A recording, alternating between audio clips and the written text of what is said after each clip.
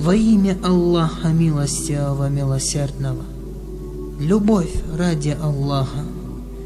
Посланник Аллаха, да благословит его Аллах и да приветствует, сказал: Всемогущий и великий Аллах сказал: я обязательно полюблю тех, кто любит друг друга ради меня.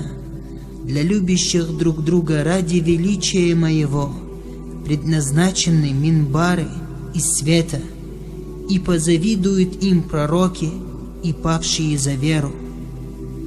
Поистине в день воскресения Аллах Всевышний скажет: где любившие друг друга ради величия моего, сегодня в тот день, когда иной тени, кроме тени моей, не будет, я укрою их в своей тени.